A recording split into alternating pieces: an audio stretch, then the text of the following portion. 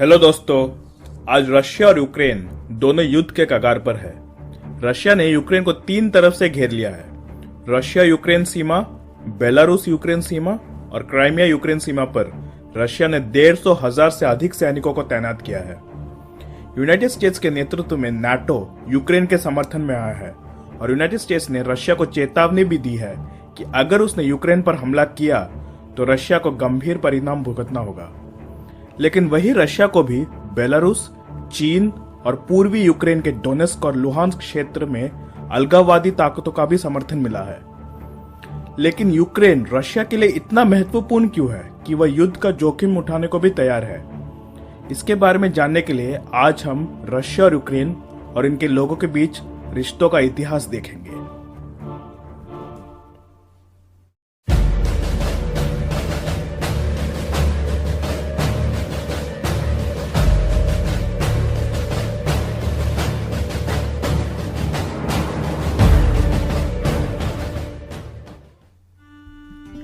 आज जिस भूमि में यूक्रेन का देश है, वो भूमि 1000 सालों से एक रणनीतिक रूप से महत्वपूर्ण क्षेत्र हुआ करता था, जो पश्चिमी यूरोप को यूरेशियन स्टेप से जोड़ता था। रोमन साम्राज्य पर हमला करने के लिए बर्बर सेनाएं जैसे हंस, एलन्स, बल्गर्स और एवर्स इस क्षेत्र से गुजरते थे। उनके आक्रमणों ने स्लाव जाति के लोगों को मध्य और पूर्वी यूरोप में प्रवास करने के लिए मजबूर कर दिया था। पूर्वी स्लाव जाति के लोग आज के बेलारूस, यूक्रेन और पश्चिमी रशिया की भूमि में बस गए। लेकिन स्लाव जाति के लोग भी कई अलग अलग जनजातियों में विभाजित थे और वे अक्सर आपस में लड़ते रहते थे और एक दूसरे के क्षेत्र पर लूटपाट भी करते थे। इन जनजातियों में कोई कानून व्यवस्था नहीं थी। लेकिन अंततः बाद में इन जनजातियों को वाइकिंग्स, जिसे पूर्व में वैरांजियंस कहा जाता था, उनके द्वारा एकजुट किया गया। आधुनिक समय के स्वीडन से वाइकिंग्स पूर्व की ओर जाते थे और नीपर और डॉन नदी के माध्यम से बिजेंटीन साम्राज्य की राजधानी कॉन्स्टेंटिनोपल तक जाते थे। वे बिजेंटीन साम्राज्य के साथ व्यापार किया करते थे और बिजेंटीन सेना के लिए कई लड़ाइयां भी लड़ते थे। पूर्वी स्लाव जनजातियों ने एक वैरांजियन प्रमुख रूरिक को अपना राजा बनने और स्लाव जनजातियों को एकजुट करने का अनुरोध किया। रूरिक ने स्वीकार कर लिया था और 862 ईस्वी में उसने नोवगोरोड में अपनी राजधानी की स्थापना की। रूरिक के बाद अगला राजा ओलेग ने 882 ईस्वी में कीव पर कब्जा कर लिया, जो खजार खगानेट का एक जागीरदार राज्य था। ओलेग ने कीव को अपनी राजधानी बनाई और एक नए राज्य की स्थापना की, जिसे कीवेन रूस कहा जाता है। ये कीवेन रूस आज के रशिया और यूक्रेन का सबसे पहला राज्य कहा जाता है। 988 ईस्वी में कीवेन रूस के राजा व्लादिमीर ऑर्थोडॉक्स क्रिश्चियनिटी में कन्वर्ट हो जाता है और वो ऑर्थोडॉक्स क्रिश्चियनिटी को पूरे कीवेन रूस का धर्म बना देता है। उसका बेटा यारोस्लाव कीवेन रूस का सबसे महान राजा माना जाता है। उसका शासनकाल कीवेन रूस का स्वर्ण युग था। उसने कई भूमि पर विजय प्राप्त की और कीवेन रूस उस समय यूरोप का सबसे शक्तिशाली राज्य था। लेकिन 1054 ईस्वी में यारोस्लाव की मृत्यु के बाद कीवेन रूस कई छोटे राज्यों में बिखर गया और ये छोटे रूसी राज्य आपस में लड़ते रहते थे। लेकिन 1223 ईस्वी में कालका नदी की लड़ाई में ये रूसी राज्य मंगोलों के खिलाफ एकजुट हो जाते हैं। लेकिन ये लड़ाई वे हार जाते हैं और मंगोलों द्वारा रूसी राज्यों को नष्ट कर दिया जाता है और उनके लोगों को मार दिया जाता है। 1240 ईस्वी में मंगोलों द्वारा कीव को नष्ट कर दिया गया था। केवल नोवगोरोड राज्य को बख्शा गया क्योंकि उसने मंगोलों के सामने आत्मसमर्पण कर दिया था। अब मंगोल साम्राज्य के अधीन ये रूसी राज्य जागीरदार बन गए। 1199 ईस्वी में हैलिच राज्य और वोल्निया राज्य का विलय हुआ था और गैलिशिया वोल्निया साम्राज्य की स्थापना हुई, जिसे रुथेनिया साम्राज्य भी कहा जाता है। यह साम्राज्य आज के यूक्रेन की उत्पत्ति थी। इसी बीच मॉस्को राज्य की स्थापना 1263 ईस्वी में हुई और यह राज्य आज के रशिया की उत्पत्ति थी। वही पश्चिम में एक नई बढ़ती शक्ति ग्रैंड डची ऑफ लिथुआनिया ने 1362 ईस्वी में रुथेनिया और कीव के साम्राज्य पर कब्जा कर लिया। पूर्व में ग्रैंड डची ऑफ मॉस्को अपनी शक्ति और क्षेत्रों में तेजी से बढ़ रहा था। मॉस्को साम्राज्य ने 1380 ईस्वी में कुलिकोवो मैदान की लड़ाई में मंगोलों को हरा दिया था और मंगोल गोल्डन हॉर्ड साम्राज्य छोटे छोटे राज्यों में बिखर गया। अब आज का यूक्रेन का क्षेत्र 3 साम्राज्यों के अधीन आता था: grand duchy of Lithuania, grand duchy of Moscow और क्राइमियन खानेट। अब हम यूक्रेन के पहचान का सबसे महत्वपूर्ण अंश का परिचय करते हैं, जो कि है कोसैक्स। कोसैक्स मुख्य रूप से स्लाव जाति के किसान थे जो नीपर और डॉन नदी के किनारे बस गए थे, जहां उन्होंने अपने खुद के शासन करने वाले समुदायों की स्थापना की। कई कोसैक समुदाय बने, जैसे ज़पोरोजियन कोसैक्स और डॉन कोसैक्स। इन कोसैक्स को अक्सर रशियन साम्राज्य और पोलिश लिथुआनियन कॉमनवेल्थ द्वारा भाड़े के सैनिकों के रूप में उनके सेना में लिया जाता था। कोसैक लोगों का राज्य ज़पोरोजियन सिच पोलिश लिथुआनियन कॉमनवेल्थ के तहत एक जागीरदार राज्य था। कोसैक्स पोलिश सेना का एक अभिन्न अंग था और वे ऑटोमन साम्राज्य के खिलाफ पोलिश लिथुआनियन कॉमनवेल्थ के लिए कई लड़ाइयां भी लड़ते थे। लेकिन धीरे धीरे पोलिश उच्च जाति के रईसों ने निचली जाति के रुथेनियों का दमन करना शुरू किया। उन्हें ऑर्थोडॉक्स क्रिश्चियनिटी धर्म से कैथोलिक ईसाई धर्म में परिवर्तित होने के लिए कई मजबूर किया जाता था। कई उच्च जाति के रुथेनियन कैथोलिक धर्म में परिवर्तित हो गए, लेकिन आम लोग कम सुरक्षात्मक हो गए और ज़पोरोजियन कोसैक से सुरक्षा की मांग की, जो कि कट्टर ऑर्थोडॉक्स क्रिश्चियंस थे। 1648 में बोडान खमेल्नित्स्की और पेट्रो डोरोशेंको ने पोलिश लिथुआनियन कॉमनवेल्थ के खिलाफ खमेल्नित्स्की विद्रोह नामक एक कोसैक विद्रोह का नेतृत्व किया और उसी साल कीव पर कब्जा कर लिया गया और कोसैक हेटमनेट राज्य की स्थापना हुई। लेकिन 1651 ईस्वी में बेरस्टेचको की लड़ाई में कोसैक्स की हार हुई और उसके बाद कोसैक्स ने रशियन एम्पायर से मदद मांगी और कोसैक्स ने रशियन सम्राट के प्रति वफादारी स्वीकार कर ली। इससे रशियन एम्पायर और पोलिश लिथुआनियन कॉमनवेल्थ के बीच युद्ध छिड़ गया और इस युद्ध में रशियन एम्पायर की जीत हुई और यूक्रेन के पूर्वी हिस्सों पर रशियन एम्पायर का कब्जा हो गया। 1686 में रशियन एम्पायर और पोलिश लिथुआनिया के बीच परपेचुअल पीस की संधि पर हस्ताक्षर किए गए और कोसैक हेटमनेट को रशिया और पोलिश लिथुआनिया के बीच विभाजित किया गया। कोसैक हेटमनेट को स्वतंत्रता प्रदान करने के बजाय रशियन एम्पायर ने इसे अपना जागीरदार राज्य बना लिया और रशिया ने कोसैक्स को कुछ ऑटोनॉमी दी, लेकिन कभी पूर्ण स्वतंत्रता नहीं दी। रशियंस और कोसैक्स के बीच बहुत संदेहपूर्ण व्यवहार था और इसी वजह से यहां रशिया और यूक्रेन के बीच आज के तनाव के बीज बोए गए थे। 1700 ईस्वी में मुख्य रूप से रशियन एम्पायर और स्वीडिश साम्राज्य के बीच ग्रेट नॉर्दर्न वॉर छिड़ गया और इस लड़ाई में कोसैक हेटमनेट ने रशिया का साथ न देकर वे स्वीडन के पक्ष में थे। लेकिन 1709 ईस्वी में पोल्टावे की लड़ाई में संयुक्त स्वीडन कोसैक सेना को रशियन सेना ने हरा दिया। यह हार कोसैक्स के लिए एक बहुत बड़ी घटना थी। कोसैक्स रशियन एम्पायर के भीतर अपनी सभी ऑटोनॉमी खो देते हैं और 1775 ईस्वी तक कोसैक हेटमनेट को पूरी तरह से रशियन एम्पायर के अधीन कर लिया जाता है। इसके बाद रशियन एम्पायर का बहुत ही ज्यादा विस्तार होता है और फिर 1783 तक क्रीमिया पर भी रशिया का कब्जा हो जाता है। इन नई कब्जा की गई भूमि को नोवोरोसिया का नाम दिया जाता है, जिसका मतलब है नया रशिया। इसी बीच लगातार युद्धों के कारण पोलिश लिथुआनिया बहुत ही ज्यादा कमजोर हो जाता है और 1795 तक Polish Lithuanian Commonwealth Russia, Austria और प्रशिया के बीच विभाजित हो जाता है। रशिया ने पोलिश लिथुआनियन कॉमनवेल्थ का प्रमुख हिस्सा सहित आज के पूरे यूक्रेन को भी हासिल कर लेता है। सिर्फ यूक्रेन का पश्चिमी क्षेत्र, जो कि गलेशिया था, वो केवल ऑस्ट्रियाई साम्राज्य के अधीन आ गया। यूक्रेन पर रशियंस ने काफी दमनकारी नीति अपनाई। यूक्रेनी भाषा पर प्रतिबंध लगा दिया गया और विद्रोह को बहुत हिंसक रूप से दबा दिया जाता था। लेकिन समय के साथ यूक्रेन पर रशिया का नियंत्रण कई कारणों से कमजोर होता गया। एक था फ्रेंच रेवोल्यूशन, जिसके कारण राष्ट्रवादी विचार पूरे यूरोप में फैलने लगा।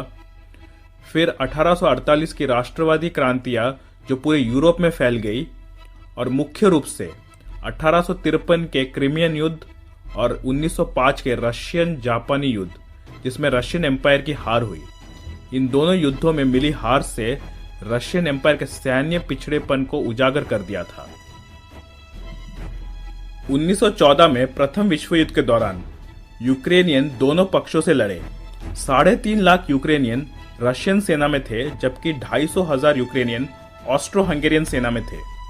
1918 में प्रथम विश्व युद्ध के अंत तक रशियन एम्पायर और ऑस्ट्रो हंगेरियन साम्राज्य दोनों समाप्त हो गए थे और फिर रशिया में इसके बाद गृह युद्ध भी छिड़ गया था।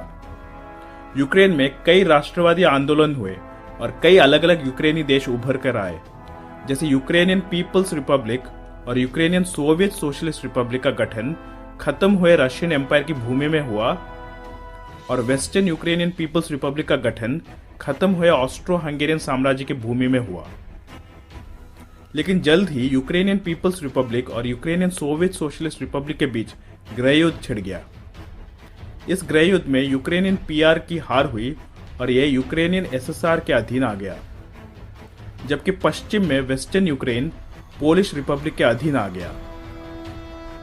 रशियन गृह युद्ध में कम्युनिस्टों की जीत हुई और इसके बाद सोवियत संघ की स्थापना हुई।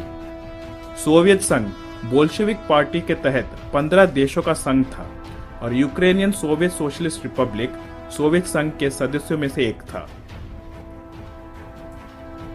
1932 में सोवियत संघ के लीडर जोसेफ स्टालिन के एग्रीकल्चरल रिफॉर्म से यूक्रेन में बहुत बड़ा अकाल आया, जिसे होलोडोमोर फैमाइन कहा जाता है। इस अकाल से लगभग 30 लाख से 1 करोड़ यूक्रेनी किसान मारे गए। यूक्रेन सोवियत संघ में औद्योगिकरण और प्राकृतिक संसाधनों का केंद्र था। द्वितीय विश्व युद्ध के दौरान जब नाजी जर्मनी ने सोवियत संघ पर आक्रमण किया, एडोल्फ हिटलर यूक्रेन के इंडस्ट्रीज और प्राकृतिक संसाधन चाहता था। सोवियत संघ ने जर्मनों के खिलाफ स्कॉच्ड अर्थ नीति अपनाई और इससे यूक्रेनी भूमि तबाही और खंडर में बदल गई थी। यूक्रेन में 28,000 गांव और 714 शहर नष्ट हो गए थे। कीव शहर 85% तक नष्ट हो गया था और करीब 2 करोड़ यूक्रेनियन बेघर हो गए थे। लेकिन अंततः 1945 में जर्मनी की हार हो गई और सोवियत संघ ने लगभग 2.5 करोड़ सैनिकों और नागरिकों को खो दिया, जिसमें 68 लाख यूक्रेनियन शामिल थे। यूक्रेनियन का नुकसान सोवियत संघ के कुल नुकसान का लगभग 40 से 45% था। लेकिन जीत हासिल करने के बाद सोवियत संघ ने नए क्षेत्रों पर कब्जा कर लिया था। पश्चिमी यूक्रेन, जो पोलैंड के अधीन था, उसे यूक्रेनियन एसएसआर के तहत लाया गया और दक्षिण में रोमानिया के कुछ हिस्से यूक्रेनियन एसएसआर का हिस्सा बन गया।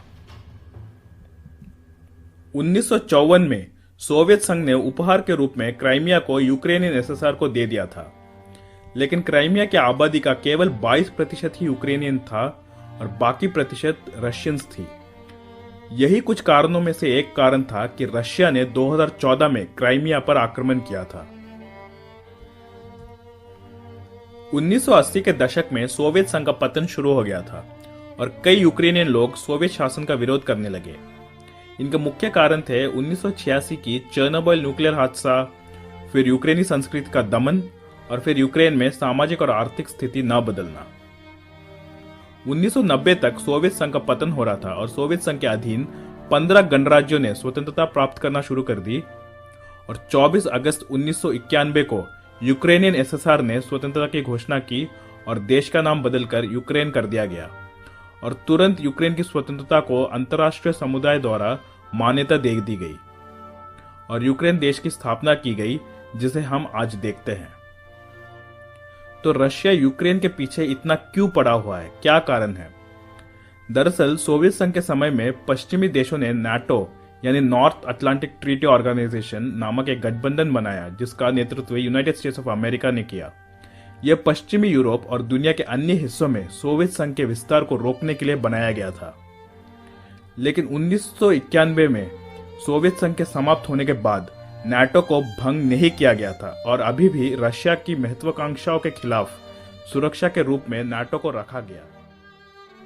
इसके जवाब में रशिया ने 1992 में पूर्व सोवियत देशों के साथ मिलकर CSTO यानी कलेक्टिव सिक्योरिटी ट्रीटी ऑर्गेनाइजेशन का गठन किया। इसमें Armenia, Azerbaijan, Georgia, Belarus, Kazakhstan, Kyrgyzstan, Tajikistan और उज़्बेकिस्तान शामिल थे। हालांकि बाद में अजरबैजान, जॉर्जिया और उज़्बेकिस्तान सीएसटीओ से हट गए।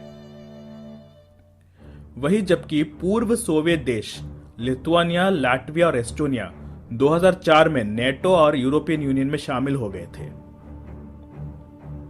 यूक्रेन ने 2008 में यूरोपियन यूनियन में शामिल होने के लिए आवेदन किया, लेकिन ये योजना 2010 में रद्द कर दी गई थी, जब विक्टर यानुकोविच को यूक्रेन के राष्ट्रपति के रूप में चुना गया था। विक्टर यानुकोविच ज्यादा रशिया के झुकाव में थे और उन्होंने यूक्रेन के यूरोपियन यूनियन में शामिल होने की योजना को रद्द कर दिया था। नवंबर 2013 में यूक्रेन में यूरो मैदान के नाम से जाना जाने वाला विरोध प्रदर्शन हुए और फरवरी 2014 में रेवोल्यूशन ऑफ डिग्निटी की क्रांति हुई। विक्टर यानुकोविच को राष्ट्रपति पद से हटा दिया गया। इस वजह से रशिया ने यूक्रेन पर आक्रमण करने की तैयारी की और फरवरी 2014 में रशियन सेना ने क्राइमिया पर आक्रमण कर दिया और क्राइमिया रशियन नियंत्रण में आ गया। आज के डेट में पूरे क्राइमिया पर रशिया का कंट्रोल है। उसके बाद रशिया ने पूर्वी यूक्रेन में अलगाववादियों का समर्थन करना शुरू कर दिया। रशिया पूर्वी यूक्रेन के डोनेस्क और लुहांस्क क्षेत्र में अलगाववादियों को हथियार और गोला बारूद भेजता है। अप्रैल 2014 में डोनेस्क पीपल्स रिपब्लिक और लुहांस्क पीपल्स रिपब्लिक ने यूक्रेन से अपनी स्वतंत्रता की घोषणा की, लेकिन यूनाइटेड नेशंस के किसी भी देश ने उनकी स्वतंत्रता को स्वीकार नहीं किया। उन्हें यूक्रेन के हिस्से के रूप में ही मान्यता प्राप्त है। उनकी लड़ाई यूक्रेनी सरकार से है और रशिया उनको समर्थन देता है। क्राइमिया में 2014 में रशिया द्वारा इस पर कब्जा करने के बाद क्राइमियन रिपब्लिक और फेडरल सिटी ऑफ सेवास्टोपोल की स्थापना की गई। ये दोनों रशियन सरकार के अधीन है, लेकिन अभी भी इनको अंतर्राष्ट्रीय स्तर पर यूक्रेन का हिस्सा ही माना जाता है। 2014 में यूक्रेन के नए राष्ट्रपति पेट्रो पोरोशेंको ने घोषणा की कि यूक्रेन का मुख्य उद्देश्य यूरोपियन यूनियन और नेटो में शामिल होना है और उन्होंने 2020 के साल को यूरोपियन यूनियन में शामिल होने के लक्ष्य के रूप में निर्धारित किया। इन वर्षों में यूरोपियन यूनियन और यूक्रेन के बीच कई नई नीतियों पर हस्ताक्षर किए गए। इसलिए रशिया को यह डर है कि अगर यूक्रेन भी यूरोपियन यूनियन और नेटो में शामिल हो जाता है तो रशिया पश्चिमी शक्तियों से घिरा होगा, क्योंकि पूर्व में भी जापान और दक्षिण कोरिया भी नेटो का सहयोगी है। इसलिए रशिया ने अपने और यूक्रेन की सीमा, बेलारूस और यूक्रेन की सीमा और क्राइमिया और यूक्रेन की सीमा पर 150,000 से अधिक सैनिकों को जमा कर दिया है। रशिया ने मांग की है कि उसे कानूनी रूप से लिखित वादे की आवश्यकता है कि यूक्रेन कभी भी नेटो में शामिल नहीं होगा और नेटो भी पूर्वी यूरोप से अपने सैनिकों को कम कर देगा। रशिया ने धमकी दी है कि अगर ये मांगे नहीं मानी गई तो वह यूक्रेन पर हमला कर देगा।